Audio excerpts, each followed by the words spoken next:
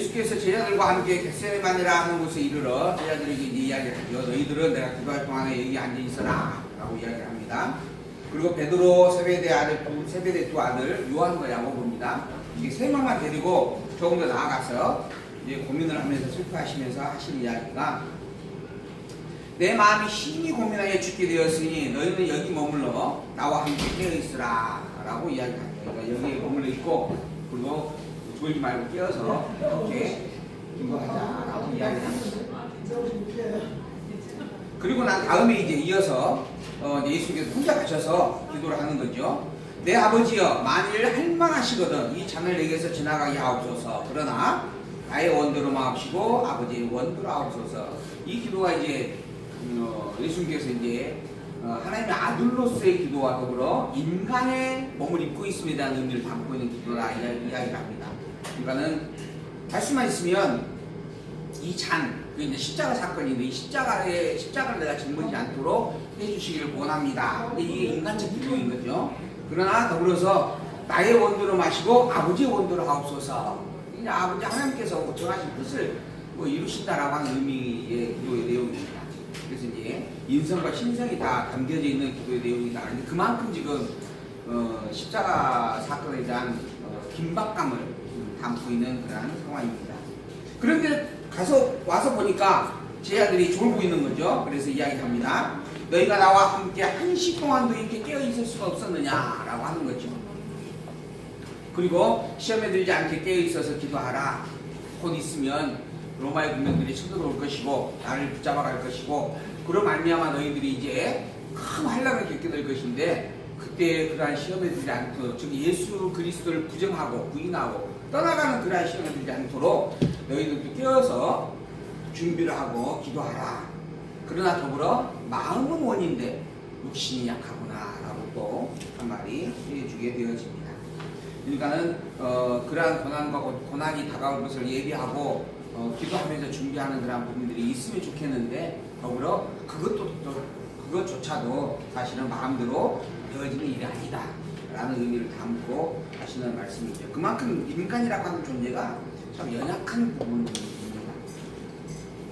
그렇게 다 가르쳐 줬는데도 불구하고 그것을 제대로 깨달아 알지 못하고, 또 안다라고 하지만은 또 그것을 정말 온전히 새기는 것도 약하고, 내가 생명을 걸고 지키겠다라고 이야기를 했음에도 불구하고 결국 모두가 다 예수님을 떠나서 도망치게 되어지고, 그리고 모두가 부인할지라도 나는 부인하지 않겠습니다라고 했던 베드로조차도 결국은 3번이나 예수님을 계속해서 부인을 하게 되어집니다. 이런 연약한 그러한 존재의 모습이 인간의 모습이다라고 하는 것이죠. 예수께서 두 번째 나아가서 기도합니다. 내 아버지여, 만일 내가 마시지 않고는 이 잔이 내게서 지나갈 수 없거든 아버지의 원대로 되기를 원하나이다. 할 수가 있으면 이 잔을 내게서 내가 짊어지지 않도록 해주십시오. 그러나 내가 하지 않고서는 그 누구도 할 수 없는 일이 분명하다라고 한다면, 그러면 아버지 원대로 나를 십자가에 매달아 죽여도 됩니다. 이런 부분이죠. 다시 와서 보니까 또 자고 있습니다. 피곤해서. 그러자 다시, 그리고 난 다음에 세 번째 나아가서 기도하고 이제 오시면서 이제는 자고 쉬라. 보라, 때가 가까웠으니 인자가 죄인의 손에 팔려온다 라고 말씀을 하죠. 그러니까는 깨어서 기도하라라고 하는 부분도 이제 마음대로 되어질 수 없는 부분임을 보여주고, 또한 더불어서 그만큼 이제 예수님께서 십자가에 곧 잡혀 죽게 되어질 것이 임박함을 보여주는 그런 말씀입니다. 그리고 일어나라, 함께 가자. 보라, 나를 파는 자 가까이 왔다 이야기를 하는 거죠. 그리고 난 다음에 이제 바로 등장하는 인물이 바로 유다가 로마의 군병들과 함께 등장을 하게 되어집니다. 그 내용이 이제 47절부터 구체적으로 기록이 되어지죠. 26장 47절 말씀하실 때 12 중에 하나인 유다가 나타나게 되어집니다. 그리고 대제사장들과 백성들의 장로들에게서 파송된 큰 무리가 검과 뭉치를 가지고 그와 함께 동행을 했습니다.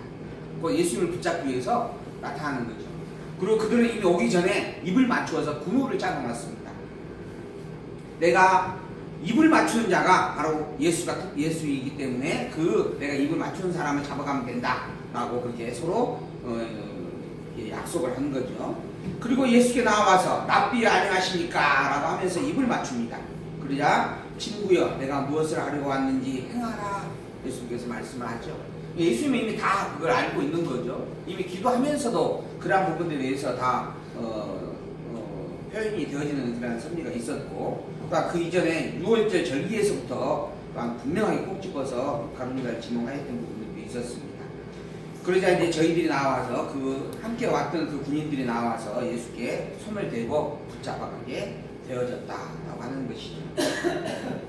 예수가 누군지를 밝혀주기 위해서 짜진 군호가 있었습니다. 이게 나름대로는 하나의 약속된 표식이죠.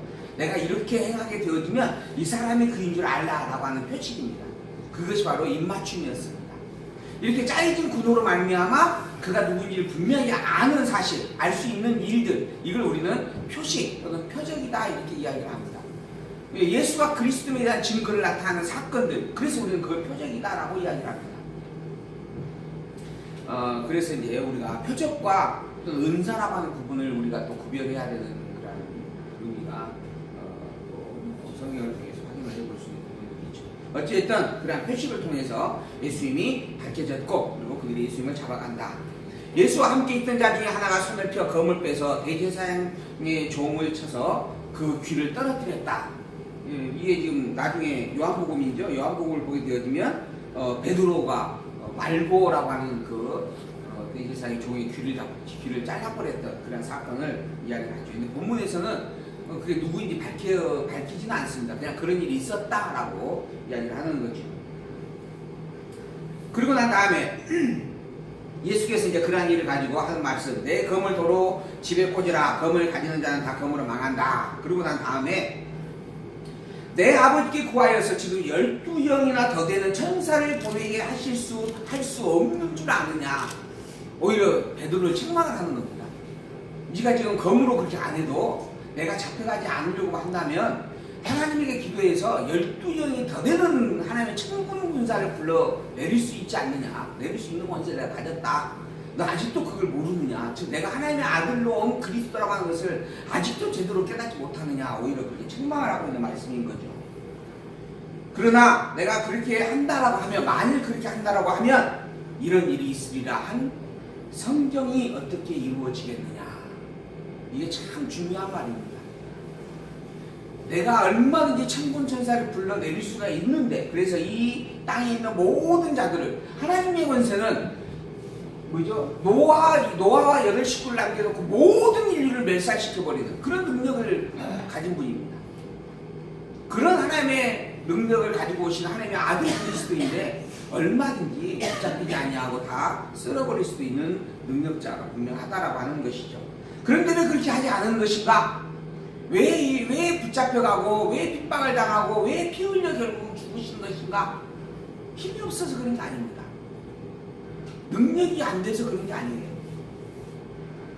성경은 이렇게 이야기를 합니다. 이미 이런 일이 있으리라 라고 예언한 하나님의 말씀, 그 성경이 어떻게 이루어지겠느냐라고 하는 거예요. 이미 그렇게 성경이 예언하였기 때문에, 예언되어져 있고 하나님이 그렇게 예언의 말씀을 주셨기 때문에 그 일을 이루는 것이다 라고 말하고 있는 겁니다. 예수님께서 십자가에 죽으신 것은 절대 무능해서, 정치의 실패자로서 권력을 탐하다가 결국은 힘이 없어서 잡혀 죽은 일이 아니었다라고 하는 겁니다. 일부러 당신께서 붙잡혀 가신 것이고, 또 붙잡혀 갈 것을 이미 몇 번이고 이야기해 주신 것이고, 그게 곧 그리스도가 감당할 사명이었다라고 하는 것을 베드로의 고백을 통해서도 확인을 주었고 계속해서 가르쳐 준 일들이었다라고 하는 겁니다. 성경이 말한 말씀이 이루어지게 하려고 행하신 일이었다라고 하는 것입니다.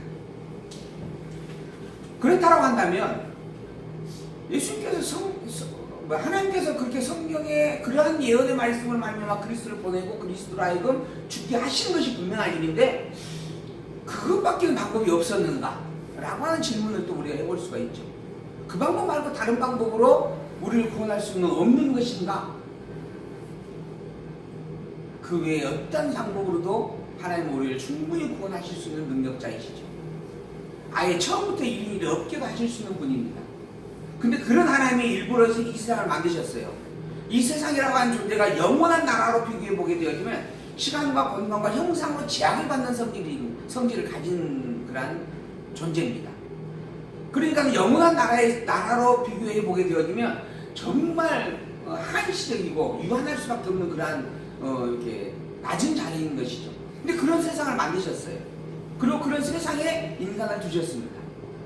더더구나 그런 인간을 타락하게 하였죠. 죄의 덩어리 같은 게 만들어버렸습니다. 이 모든 것들을 하나님께 다 정하셨어요. 왜 그랬는가? 우리로 하여금 그저 즐겁고 행복한 것만 누리게 하시는 것이 목적이 아니기 때문에 그런 겁니다. 우리로 하여금 좋은 것, 기쁜 것, 즐거운 것을 누리는 그 일이 목적이 아니기 때문에 그런 겁니다. 그럼 무엇이 목적인가? 무엇이 목적일까요? 하나님께서 이렇게 하신 목적이 뭐예요? 계시입니다. 계시. 곧 하나님 당신이 누군지 알게 하려고 그렇게 하시는 거예요. 그래서 우리가 성경을 이야기할 때 반드시 빼놓을 수 없는 게 성경 계시다라고 하는 겁니다. 계시. 이 계시를 위하여 이 모든 일을 행하신 거예요. 이 세상을 만드신 이유가 무엇인가? 계시를 위해서 만드신 겁니다. 인간을 만드신 이유도 뭔가? 하늘의 별과 달을 만드신 이유도 뭔가? 오늘 이 하루 우리로 하여금 이 4시간의 시간 속에서 있게 하신 이유도 뭔가? 나로 하여금 태어나서 자라서 사랑하는 사람을 만나고 또 결혼도 하고 또 사회생활을 하고 늙어가고 하는 이 모든 일들을 경험케 하시는 이유가 뭔가? 그 이유의 본질을 보면 이건 계시라고 이야기를 할 수밖에 없습니다. 하나님이 누구인가라고 하는 것을 알게 하기 위한 겁니다. 그리고 그러한 하나님을 알고서 그 하나님을 인정하고 찬양하고 경배케 하려는 것입니다. 그 하나님이 누구인가? 바로 그 하나님이 여호와다라고 하는 거죠. 여호와. 그리고 이 여호와 되신 하나님, 즉 전능자요, 주권자요, 영원자요, 신실자요, 자비로우신 분이라고 하는 것을 아는 자비로운 분이시라고 하는 것을 온전히 인정하며 사는 것. 그것을 위하여 하나님께서 모든 만물을 창조하셨고 우리의 삶을 있게 하시고 주관하고 계신다라고 하는 겁니다. 이게 성경이 밝혀주고 있는 성경의 가르침입니다. 하나님을 계시한 말씀이요, 그 하나님이 어떤 분인지를 알아서 그런 분이구나라고 인정하고 시인하고 경배하며 살게 하기 위하여 주셨다라고 하는 겁니다. 하나님은 전능자이십니다. 하나님은 주권자의 주인이십니다. 하나님은 영원물변의 신실하신 분입니다. 곧 여호와이십니다. 그래서 우리는 그 하나님을 주인이다, 주라라고 칭합니다. 근데 입으로는 주여 주여 하는데 속으로는 그 내용의 기도 내용의 속으로는 내가 원하는 것을 구하고 있죠. 내가 바라는 것이 있는데 이거 이루어 주시렵니까? 어떤 목사님이 이번에 서울에 갔는데 서울에 목사님들 그 목회자 캠프가 있어서 2달에 한 번씩 있어서 제가 다녀오는데 그 목사님들하고 이제 성경에 대한 이야기를 토론을 하고 공부를 하고 돌아옵니다. 근데 거기에 사석에서 어떤 서울에 계신 한 목사님이 그런 이야기를 하더라고요. 당신이 아는 목사님 한 분이 집이 이렇게 이제 비쌀 때 전세가 비쌀 때 그 전세금을 통해 가지고 대출을 받아서 집을 하나씩 산 것이 5채의 집을 샀답니다. 그래서 5채의 집을 해서 이제 자기 이제 생활도 하고 그리고 또 남들을 부여하면 좀 느렸겠죠. 근데 지금 서울에 지금 집값이 많이 떨어지고 있어요. 거기에다가 전세값이 많이 오른 상태에서 또 더불어 전세값이 떨어지고 있다고 하는 겁니다. 문제는 계약된 상태에서 유지가 되어지는데 계약이 끝나면 그 전세금을 돌려주거나 아니면 전세금을 깎아줘야 된다고 하는 부분에 문제가 생겼죠. 그래서 이제 돈이 없이 은행의 대출과 그 전세금을 담보를 해가지고 집을 샀던 분이 사놨기 때문에 이제 문제가 생긴 겁니다. 한 분이 이제 이사를 가겠다라고 했나 봐요. 그래서 아직 이사 기간이 남았으니까 좀 여유있게 생각을 하고 광고를 냈어요. 거기에 이제 얼마 전세 그대로 해서 들어올 사람이 있는가 하고. 근데 아무리 기다려도 들어오지 않는 겁니다. 그 전세금이 책정된 금액이 비싸니까 그런 거죠. 그럼 그걸 싸게 좀 내리면 될 것인데 싸게 내리면 나머지 그 금액에 대한 부분을 자기가 만들어내야 되는데 능력이 안 되니까 그냥 계속 그 가격을 고수를 했나 봐요. 그러다 결국은 저게 안 됐어요. 이제 전세가 서로 교체가 안 된 겁니다. 그래서 이제 결국 이제 전세금을 통째로 내줘야 되는 상황이 되어졌죠. 안 내줍니다. 없으니까 못 내주죠. 그래서 이제 이 세입자가 다른 데로 가기 위해서 돈을 필요로 하는데 안 주니까 법원에다가 재판을 걸었어요. 그 상황에서 그 목사님이 이 목사님에게 이런 상황이니 제발 기도 좀 해주세요 라고 요청을 했다는 겁니다. 이 목사님이 그 이야기를 듣고 대체 무슨 기도를 해줘야 되는지, 당신 그 당시에는 하나님께서 또 그런 여력을 주셨다 해가지고 뭐 나름대로 했겠지만은 어찌됐든 지금 이 상황에서 당신을 위해서 기도할 것도 없을 것 같고, 기도한다 하는 대로 또 되어질 것도 아닌 것 같고, 또 더불어 그 세입자도 교회를 다닌다 그러는데, 그럼 당신을 위해서 기도하면 이 세입자를 위해서는 또 어떻게 기도를 해줘야 되느냐 하면서 참 이렇게 좀 무섭다라고 하는 그런 이야기를 하시더라고요. 그렇게 생각을 하는 겁니다. 하나님께서 나에게 좋은 것을 주시는 분, 나를 좀 편안하고 부귀영화를 누리게 하시는 분. 근데 사실 하나님은 그것 때문에 이 세상을 만드시고 섭리하시는 게 아닙니다. 하나님 당신이 누구인 줄 아느냐, 그리고 진정으로 그걸 인정하느냐, 이거 가르치기 위해서 하신 거예요. 온전히 너는 나를 전능자라고 말하고 있느냐, 입으로만 전능자라고 하고 있느냐, 온전히 나를 주라고 입으로 고백하느냐, 마음까지 고백을 하느냐, 이걸 따져 이렇게 가르치고 확인케 하기 위해서 섭리하고 있는 일들이다라고 하는 것이죠. 이 성경의 모든 내용들이 다 그런 부분들이 있다라고 하는 것을 분명하게 기억을 해야 됩니다. 내가 만약 그렇게 하면 이런 일이 있으리라 한 성경이 어떻게 이루어지겠느냐? 이미 하나님께서 당신의 여호와임을 깨달아 알게 하려고, 당신이 전능자요, 주권자요, 영원불변의 신실한 자라고 하는 것을 알게 하려고 이 일을 예언으로 선포했다. 그리고 그 예언한 대로 이루어져야 그 일이 합당한 것이다. 그래서 내가 십자가를 짊어지게 되는 것이다 라고 말씀하고 있는 이 한 말씀이 얼마나 깊은 의미가 있는지 우리가 새겨보아야 할 부분입니다. 55절, 그때 예수께서 무리에게 말씀하시되 너희가 강도를 잡는 것 같이 검과 뭉치를 가지고 나를 잡으러 나왔느냐? 내가 날마다 성전에 앉아 가르쳤을 때에 너희가 나를 잡지 아니하였었다 라고 회고를 하죠. 그러나 이렇게 된 것은 또 뭐 때문이라고요? 다 선지자들의 글을 이루려 함이니라. 다시 한번 말씀하는 겁니다.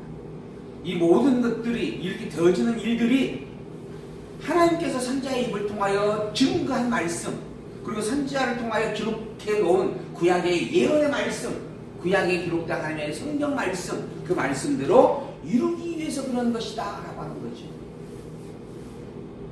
이에 제자들이 다 예수를 버리고 도망을 해버립니다. 이 역시 이미 예수님께서 미리 알려주신 이야기죠. 그리고 이미 또한 이것도 구약의 선지자가 이미 이야기하는 말씀입니다. 이처럼 한 가지 한 가지가 다 하나님께서 이미 약속한 약속, 예언된 말씀대로 되어지는 일들입니다. 왜 그렇게 예언된 말씀, 미리 예언해 주시고 예언된 대로 되어졌다라고 하는 것을 확인하고 있는가, 확인해 주고 있는가? 당신이 누구인지 잊지 말라고 하는 겁니다. 너희의 능력으로, 너희의 스스로의 힘으로 되어지는 일들이 아니고 모든 만물이 다 하나님으로 말미암아 되어지는 것이고, 그 하나님의 진정 전능자이고 주권자라고 하는 것, 그것을 틀림없이 기억하고 인정하고 고백하라라고 해서 주시는 섭리들이었다라고 하는 겁니다. 57절에 있는 말씀 볼까요? 57절, 신문을 받게 되어지는 내용인데요. 예수를 잡은 자들이 끌고 대제사장 가야바에게로 가니 거기 서기관과 제사장들이 모여 있었어요. 베드로가 멀찍이 예수를 쫓아 대제사장의 집들까지 따라가 보았습니다. 그나마 다른 제자들은 다 도망가서 뿔뿔이 흩어져 숨었는데 베드로는 그나마 양심이 있었는지 쫓아는 가보았던 것 같습니다. 그래서 이제 어떻게 되는가 그 결국을 보려고 하인들과 함께 숨어서 그걸 지켜보고 있는 상황이었습니다. 대제사장과 공회가 예수님을 죽이려고 그를 칠 거짓 증거를 열심히 찾았습니다. 거짓 증인들이 많이 또 나타났어요. 그런데 증거를 얻지 못합니다. 왜? 통일된 증거가 없기 때문에 그렇습니다. 이게 참 증거가 아니라 거짓 증거이기 때문에 그렇다라고 하는 것이죠. 그 후에 두 사람이 와가지고 이야기합니다. 이 사람의 말이 내가 하나님의 성전을 헐고 사흘에 지을 수 있다 하더라. 그렇게 이야기를 했어요. 그 이야기를 듣고 대제사장이 일어나서 예수께 이야기합니다. 묻습니다. 그러나 묻되 아무 대답도 없느냐? 이 사람들이 너를 치는 증거가 어떠하냐? 예수님께서 장담하셨다. 사람들이 왔는데 그거 다 거짓 증들이었습니다. 그 중에 또 한 두어 사람이 와가지고 한마디 합니다. 어떤 증거였냐면 이 사람의 말이 내가 하나님의 성전을 헐고 사흘에 지을 수 있다 라고 말했다 하는 겁니다. 예수님께서 사실 이 말씀을 한 적이 없습니다. 우리가 이 복음서를 쭉 보게 되어지면 예수님께서 성전에 들어가서 성전을 청소를 한 때가 있었어요. 예루살렘 성전을. 그러고 나올 때 제자들이 헤롯이 지어놓은 성전이 너무 웅장하다라고 해서 보여주려고 그 성전을 빗대어 보여줍니다.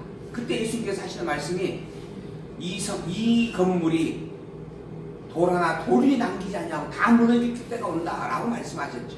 그게 AD 70년 로마 디도 장군에서 무너진다라고 하는 그런 말씀이었습니다. 이 너희들을 보여주고자 하는 이 어마어마하고 아름다운 이 건물이 얼마 안 있으면 무너질 것이다 이 말씀하신 거예요. 그리고 난 다음에 또 다른 자리에서 너희가 성전을 헐어보아라 내가 3일 만에 지을 것이다 라고 하는 말씀이 있었습니다. 이 말씀은 너희가 나를 죽이게 될 것이다. 그러나 내가 3일 만에 다시 살아날 것이다 라는 말씀이었어요. 그러니까 사실 헤롯 성전이 무너진다라고 하는 말과 예수님께서 3일 만에 성전으로 다시 산다라고 하는 말은 전혀 다른 말입니다. 또 다른 장소에서 다르게 각각 하신 말씀이에요. 근데 이 말을 이 사람들이 짬뽕을 한 겁니다. 그래서 이 헤롯 성전을 무너뜨리고 3일 만에 다시 짓겠다라고 이야기했다 라고 말을 하는 거죠. 서로 다른 두 가지 말입니다. 그런데 이 두 가지 말을 하나의 말로 규합을 해버렸어요. 이 말이 참인가요 거짓인가요? 예수님께서 한 적도 없는 말입니다. 근데 그게 예수님께서 한 말이라고 지금 증거를 하고 있는 거예요. 제가 무슨 말씀을 드리고 싶냐 하면 하나님께서는 성경 66권을 우리에게 주셨습니다. 이 66권은 하나님 당신이 직접 성령의 감동을 통하여 우리에게 주신 하나님의 작품입니다. 그런데 이 66권 가운데 있어서 같은 내용의 말씀들이 있어요. 예를 들어서 열왕기 상하, 역대기 상하, 열왕기 상하, 역대기 상하 이 내용을 보게 되어지면 같은 동시대에 있었던 이야기를 담고 있습니다. 그러니까 열왕기 상하, 역대기 상하를 한 번으로 묶자 라고 하는 학자가 있어요. 또 마태복음, 마가복음, 누가복음, 요한복음 이 복음서 이게 네 권인데 왜 이 네 권이 네 권으로 존재해야 되느냐? 무겁다 한 권으로 묶어버리자. 이걸 공관복음이라고 그래요. 공관복음. 한 권으로 묶어버리자라고 하는 겁니다. 그 근거를 내가 찾아봤더니 처음에 하나의 핏대가 있었다. 그 핏대를 주로 마가복음 이야기하더라고요. 왜냐하면 마가복음이 다른 복음서보다 훨씬 짧습니다. 그리고 표적적 사건들에게만 핵심적으로 기록이 되어 있어요. 이제 우리가 다음 시간에 살펴보게 될 것이지만은 그러니까 이 마가복음에 있는 사건에다가 플러스 알파를 해가지고 마태가 기록을 하고 누가가 기록을 하고 요한이 기록을 했다. 그러니까 실제 이 복음서의 기본 골격은 마가복음이다. 마가복음을 골격에 놓고 다른 복음서에 있는 내용들 다 하나로 규합하면 한 권으로 만들 수 있다. 이런 의미예요. 그래서 공관복음이다 라고 이야기를 합니다. 제가 드린 말씀은 하나님의 마태복음과 마가복음과 누가복음과 요한복음을 기록했다라고 이게 하나님의 말씀이다라고 인정을 한다면 그것을 있는 그대로 놓고 살피는 게 하나님을 온전히 인정하는 신앙이 합당한 모습이다라고 하는 겁니다. 그러지 않냐고 이거 짬뽕으로 만들어버리면 원래 여기서 하고자 하는 말이 전혀 다른 말로 바뀔 수도 있다라고 하는 거예요. 지금 예수님께서 너희들이 보여주고 있는 헤롯의 성전이 얼마 안 있으면 70년 내에 무너진다 라고 말하는 것과 내가 뭐 십자가에 죽었다가 살아날 것이다 라고 말하는 것이 전혀 다른 말인데 이 두 개를 하나로 짬뽕을 시켜놓고 이게 예수님께서 했다라고 이야기를 하고 있는 거예요. 이건 성경을 변질시킵니다. 이건 완전 거짓입니다. 성경을 성경대로 알고 믿는 신앙. 하나님께서 하나님을 온전히 전능자로 주권자로 인정한다면 그 모든 것들 인간보다 하나님을 비교될 수가 없죠. 인간은 만든 분입니다. 하나님. 근데 하나님이 만든 작품을 인간이 만들어 바꾸겠다? 하나님보다 인간이 뛰어나지 않고서는 불가능한 일이죠. 이런 성질에 대한 내용들이 신학계에 비일비재 합니다. 이번에 가서도 많은 목사님들과 이야기를 했지만은 성경에 기록되어 있는, 특히 복음서에 기록되어 있는 사건들이, 동일한 사건들이 많이 반복이 됩니다. 제가 이제 마가복음 할 때, 누가복음 할 때 보여줄 거예요. 근데 그런 내용들인데 그 내용들을 우리는 500여 그러면 500여가 마태든 마가든 누가든 요한이든 그냥 똑같은 하나의 사건, 같은 내용 이런 부분으로 생각하는 일들이 참 많습니다. 근데 똑같은 500여의 사건을 가지고 마태가 기록한 기록의 방식이 다르고 누가가 기록한 기록의 방식이 다릅니다. 그런 내용들을 이제 우리가 조금 더 이제 살펴볼 겁니다. 그래서 그러한 각각의 성경이 가지고 있는 특색들이 있다라고 하는 것을 우리가 분명하게 또한 기억을 하고 있는 그대로 성경대로 알고 성경으로 믿는, 마태복음에서는 왜 이야기를 하고 있는가, 마가복음에서는 왜 이런 이야기를 하고 있는가, 이런 부분들로 해서 우리가 오히려 그 본문에 집중해서 의미와 뜻을 헤아려 수 있는 그런 지혜가 좀 필요하다라고 생각이 들어집니다. 어찌됐든 있는 것을 있는 그대로 살필 수 있는, 그리고 살펴가야 하는, 그게 성경대로 알고 성경을 믿는 신앙이다라고 하는 건 분명하다라고 말씀드립니다. 어디 한참이죠? 64절인가요? 63절. 대제사장이 가로되 내가 너로 살아계신 하나님께 맹세하게 하노니 내가 하나님의 아들 그리스도니 우리에게 말하라. 대제사장이 직접 단독직접으로 묻습니다. 너 네 입으로 하나님의 아들이라고 분명하게 이야기를 해라. 하나님의 아들이냐 아니냐 라고 묻는 거죠. 그러자 예수님께서 그동안 그렇게 다른 증인들이 이야기함에도 아무 말도 안 하던 예수님께서 이때 대답을 합니다. 내가 말하였느니라. 나는 하나님의 아들이 틀림없다 하는 이야기를 하는 거죠. 그러나 내가 너희에게 이르노니 이후에 인자가 권능의 우편에 앉는 것과 하늘구름을 타고 오는 것을 너희가 보리라 하시니, 이에 대제사장이 자기 옷을 찢었다. 내가 하나님의 아들이 틀림없다. 그런데 너희들은 내가 하나님의 아들이라고 아무리 이야기를 해도 결국 나를 십자가에 매달아 죽일 것이다. 그리고 난 다음에 내가 부활 성천할 것이고 다시 재림으로 오게 될 것이다. 이걸 너희들이 보게 될 것이다. 그러니까 너희들은 틀림없이 나를 죽인다. 이런 이야기 내용이죠. 그래야 대제사장이 자기 옷을 찢으면서 참담하다라고 하는 말은 지금 개혁 개정 성경에는 뭐로 되어 있어요? 신성모독이다 이렇게 표현이 되어 있어요. 예수님께서 하나님을 모독하고 있다 하는 거죠. 그래서 어찌 더 증인을 요구하겠느냐? 이 참담한 말을 들었다. 이것은 사형에 해당한다. 그러면서 예수의 얼굴에 침을 뱉고 주먹으로 치고 손으로 때리고, 그러면서 그리스도야 우리에게 선지자 노릇을 하라. 너를 친 자가 누구냐? 찾아봐라. 이렇게 비웃었다라고 하는 겁니다. 사단의 시험을 받으면서 사단을 물리쳤던 예수님입니다. 표적을 행하였던 예수님입니다. 귀신을 내어 쫓았던 예수님입니다. 죽은 자도 살리셨던 예수님입니다. 그런데 지금 이 상황에서 보면 그런 모습은 온데간데 없죠. 얼굴에 침뱉음을 당하고 있습니다. 주먹으로 때림을 당하고 있고 손바닥으로 때리고 있습니다. 누가 때리는지 짚어볼래 하면서 조롱을 당하고 있습니다. 그런데도 그 모든 것들을 다 당하고 있습니다.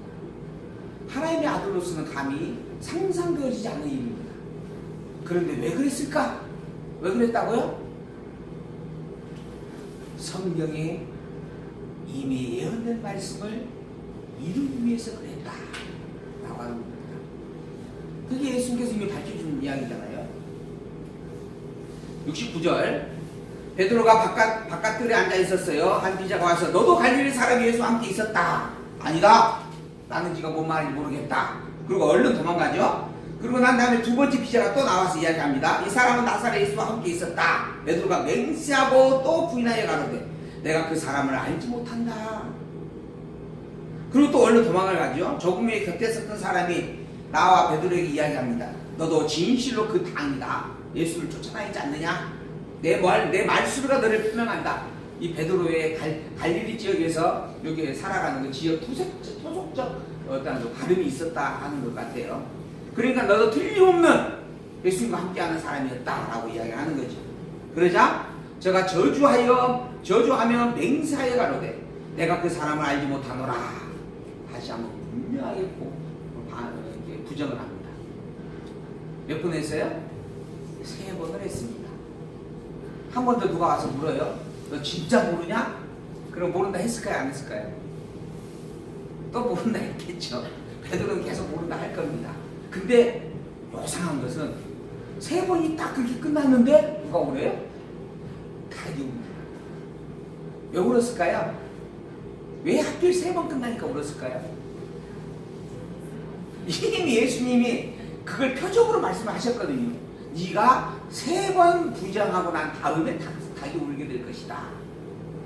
그러자 뭐라 그러냐면 이에 베드로가 예수의 말씀에 닭 울기 전에 내가 3번 나를 부인하리라 하시니 생각이 나요.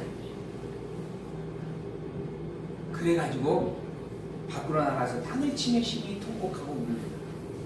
이 생각난다라고 하는 거예요. 이 생각을 나게 하기 위해서 하나님께서 하시는 방법이 뭔가? 표식을 주는 거예요. 표식. 그래서 아까 가룟 유다도 예수님이 누군지를 알게 하기 위한 표식을 정하고 온 거고, 예수님께서 당시 그리스도에 대한 증거를 계속 표식으로 남겨준 겁니다.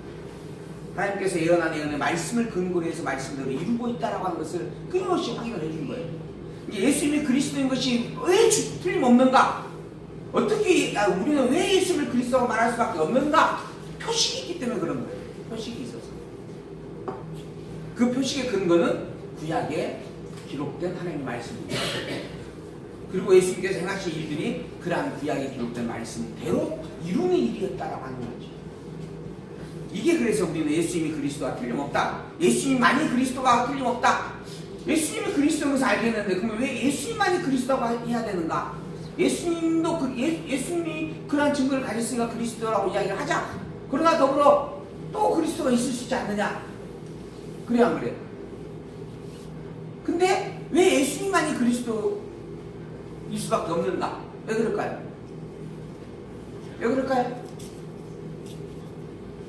이런 구약에 약속된 예언의 말씀대로 이룬 표식을 가진 이가 예수님밖에 없어서 그래요. 예수님 위에 다른 누군가가 이런 표식을 가졌다 한다면 당신도 그리스도가 틀림없네요 라고 이야기를 해야죠. 표식이 있으면. 근데 그 표식을 가진 이가 오직 예수님밖에 없어요. 동정녀의 몸에서 태어난 이가 누구밖에 없어요? 예수님밖에 없어요. 그래서 예수님, 그리고 하늘의 문이 열려서 성령이 두들같이 임하여 증거해줬던 이도 예수님밖에 없고, 그리고 또 더불어 하늘 문이 열려서 하늘에서 음성이 나기를 너는 내 아들이다